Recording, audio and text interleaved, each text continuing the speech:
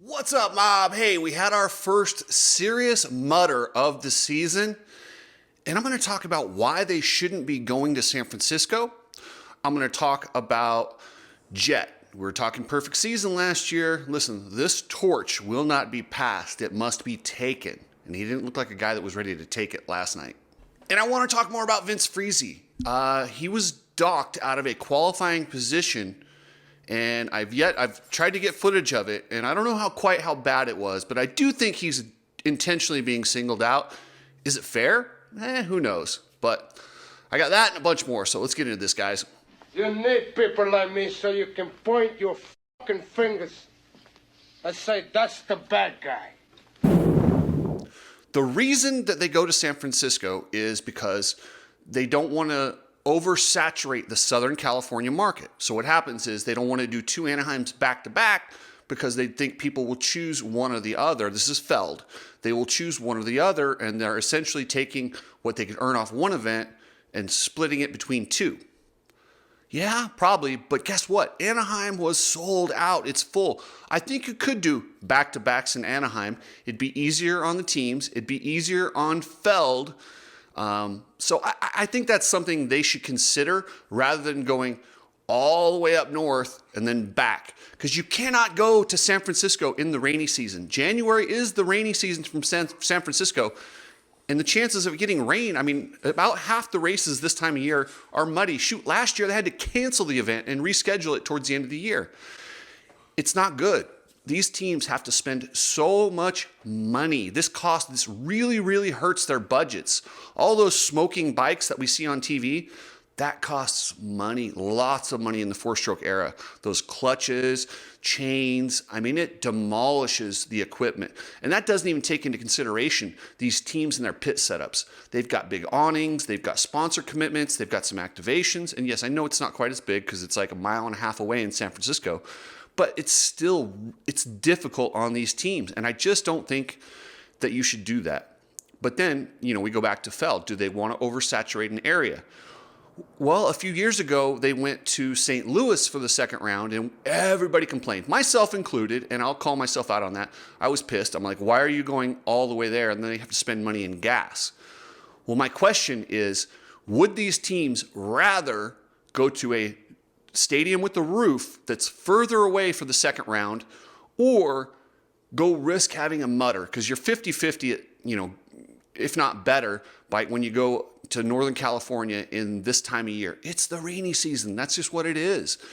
I would prefer, I think it would be better to go to Arizona, and I know the football season's going on, so go to Bank One Ballpark or Chase Field. There's two stadiums with roofs in Arizona that we could guarantee good racing in. And I think if we went to Chase Field for round two, it might be better off. I know there's a lot of ins and outs and conflicts, and the dirt's already at the football stadium, but I think it's something to consider. Or maybe make the second round one of the Texas rounds. They used to do the Texas round as round two, and it would be an east-west showdown, whatever you want to call it. And that was cool too. And I would like to see the East guys get into action early. I think it would make for a better season to have it more mixed up with East-West back and forth instead of just having this big long break in the middle. And they've done that a little bit with Detroit being, the fifth round. So that's something to consider. But and then San Francisco in general. I'm sorry, you guys, San Francisco, the city, does not deserve a Supercross. They have the largest, their homeless situation is out of control. Their streets are littered with homeless people. It's disgusting. Yet they're making these teams wash these bikes before they ride them across to their pit. Are you serious? Come on. It's the rainy season in San Francisco, and you're worried about a little bit of mud on your streets. Guess what, San Francisco? You can wash it off, and if it doesn't get completely washed off, it's the rainy season. So San Francisco, you suck. You do not, the city, not the people up there. We got some great fans up there, which is why they choose to go up there. And all those fans that spent all that money, because Supercross, to go to these events is not cheap. I mean, shoot, parking at Anaheim's $50. Not to mention your seats, not to mention your $16 drinks. I bought a water, and it was $12 in Anaheim. Seriously. And I'm not complaining about that. I'm saying when you pay that kind of money in this economy, you want to get bang for your buck. And as much as some people say they love mud races, they probably say that from their living room. They're not the ones that went to that event. I'd like to hear from some of the people that actually went to the event.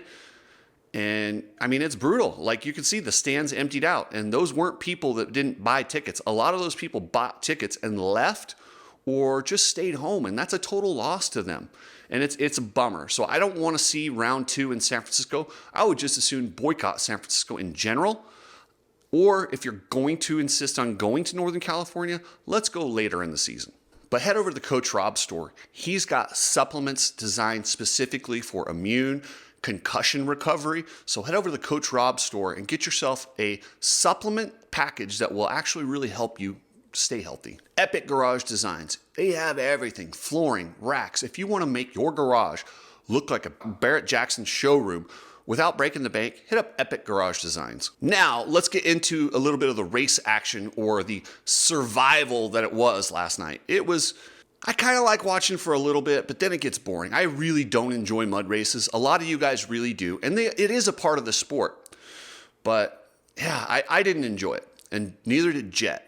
The perfect season talk is over. No perfect season. How will this affect Jett? I'm curious to see. San Diego and then the Triple Crown in Anaheim, and Jett traditionally is not good at Triple Crowns.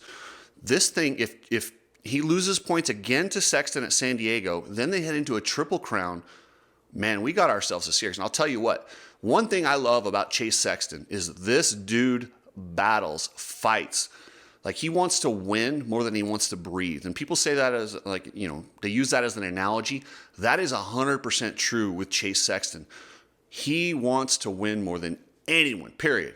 And he's willing to do whatever it takes. Is he quite as talented as Jett? No, he doesn't have that technique or even the speed, but he is willing to go to a dark place where nobody else will go to get these wins. So I'm kind of excited. In one sense, the mud sucks, but it really has changed the narrative of the series for Chase Sexton. Eli Tomac got second, and a lot of people are saying, oh, beast mode is back. But that's not what I saw. What I saw is a very seasoned veteran who knows how to make his bike survive in the mud. He did what he needed to salvage second place. He wasn't too concerned with winning. And he didn't look happy, man. For a guy that got second in a disastrous night, it did not look like that on the podium. And I don't know. I didn't see what I wanted to see out of Tomac. I wanted to see, the body language just told me he's not quite happy. And maybe he was just not happy in the mud. But I don't know. He's just, I need to see more before I'm ready to say Tomac's back. Now, if we see Tomac come out and kind of suck at San Diego, or it's going to take about, if we don't see Tomac getting back up there in the mix, battling and fighting hard by round 5, that's when I hit the panic button. But I don't hit it right now, just quite yet. Jorge Prado looked great in that heat race. And I do have to giggle when they talk about whether he's coming back here in 2025. Guess what, guys? He is. That's pretty much a done deal. The only way it wasn't going to happen is if something horrible happened in Supercross. And I don't know if you saw him after that heat race. He's pretty stoked. He will be here full-time in 2025 for the TLD Gas team. And yeah, so I don't know why these guys, I guess they have to kind of say that, but he is here 2025. Like I said, unless something disastrous happens the rest of this year, he gets injured, the plan is he is here, and I believe he might have already even signed the contract. So we'll have to wait and see on that one, but I'm pretty sure that's a done deal.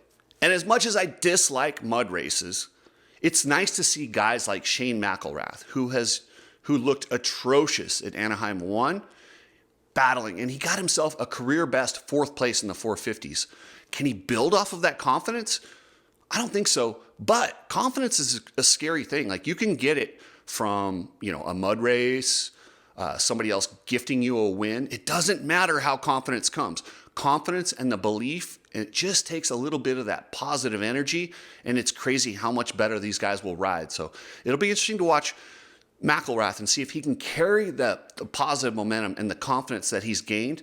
Let's not forget, this guy can ride. He should have been a Supercross 250 champion. He was so close. He won so many races, and he's a world Supercross champion. This guy can absolutely ride a dirt bike. So will it lead to something more? I don't know. We're going to have to wait and see.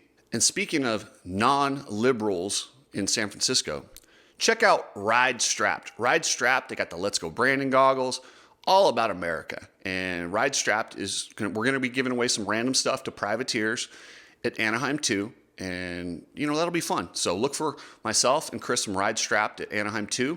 We're going to go back to the privateer pits. You guys who fried your clutches and stuff, we're going to try and give you some stuff to help offset those costs.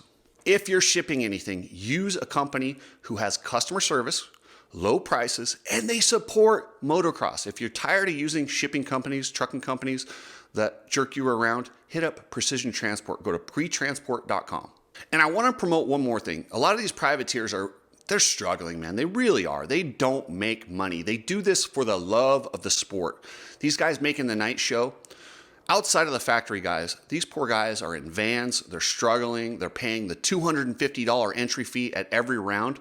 Spot Network has came up with a program where you can go on there, pick your favorite privateer, and pay their entry fee for them. So I'll put up the link right here. Go to Spot Network and pick your favorite rider, and you can pay their entry fee for them. What a great thing to do. I know entry fees shouldn't even be an issue, but they are, so we can help out through the Spot Network. Another guy I wanted to give some credit to is Justin Rodbell.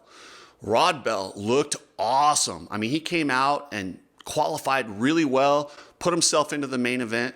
Rodbell is badass. I can't wait to see how he does in San Diego in the dry with that confidence. And this is a guy who's been out getting gate drops. He's been racing arena cross.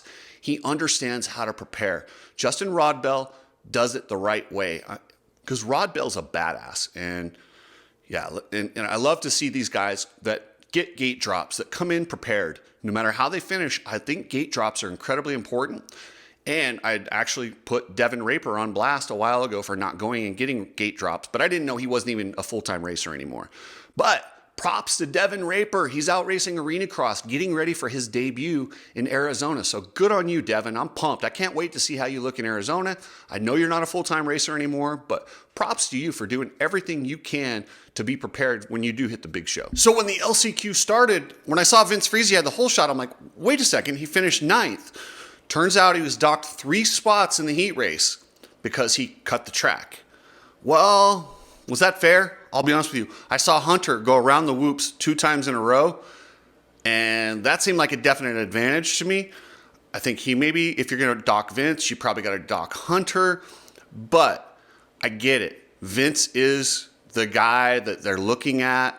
He cannot do anything wrong. He's got the reputation, right, wrong, or indifferent. So until I get footage of it, I'm going to go ahead and say it's probably all right to dock him that. But I want to see footage. I've reached out to the team to see if they can get me footage of that and how bad it was. Maybe it was justified. Maybe it wasn't. But I know Hunter was 2 times on the outside. And if you're going to start docking guys for going off the track, especially in a mud race, you might want to look at Hunter. All right, guys, remember, subscribe to the channel. It's growing fast. I appreciate the entire mob. You guys are the best. You really are. And if you guys need a real estate agent, I can help you. No matter where you are in the country, hit me up, or even the world. Berkshire Hathaway has agents all over the world. What I can do is I can refer you to an agent in your area that knows your particular market and can help you out perfectly. So I would appreciate it. Hit me up at chriscookseymedia@gmail.com. And I will be back with a 250 video tomorrow. So catch you later, guys.